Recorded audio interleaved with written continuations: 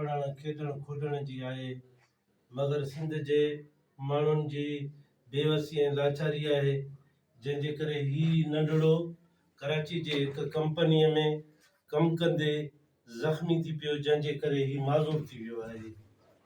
Company first aid ऐं हुन time में इलाज त करायो, पर हिन जो घर मुआशी बदहालीअ जे वर चढ़ी वियो आहे। को बि माण्हू हिन जी सहायता नथो करे सघे या मसनूई टंग लॻाए सघे।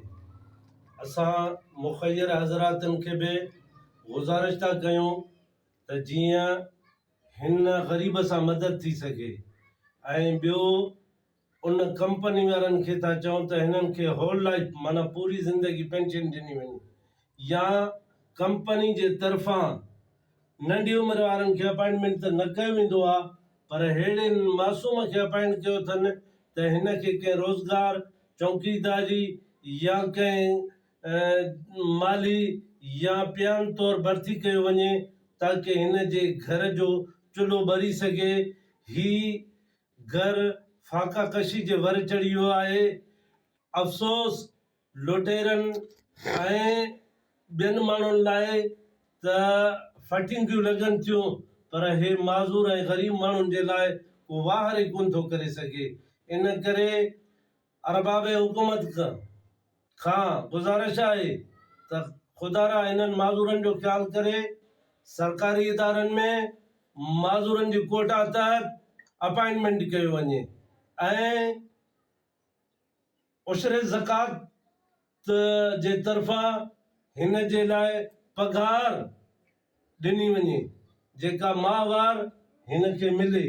ही माज़ूर छा हिन वक़्तु छा करे सघंदो, जंहिंजी हीअ टंग तव्हां ॾिसी रहिया आहियो त मशीन में कटिजी चुकी आहे। हिन जी फैमिली बि तमामु वेरी पुअर आहे ऐं उहो हिन जो फादर बि मज़दूरी करे थो। छा 1000 रुपए जी मज़दूरी वारो माण्हू घर हलाईंदो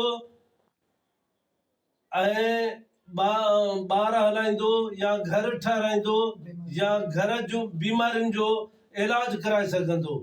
वस वारनि खे गुज़ारिश आहे त हिन जी ख़ुदा मदद कई वञे, ऐं अरबाब हुकूमत वारनि खे बि अर्ज़ु आहे त हिन खे चमचनि खे त नौकरियूं ॾिनियूं अथव, जेके तव्हांजी चमचागिरी असुल हक़दार ही माज़ूर आहिनि, हिननि जे घर में हिकु नौकरी ॾिनी वञे। महिरबानी।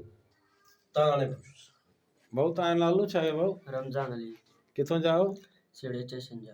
अच्छा, ये कीअं भला ये टंग तव्हांजी कपिजी वई?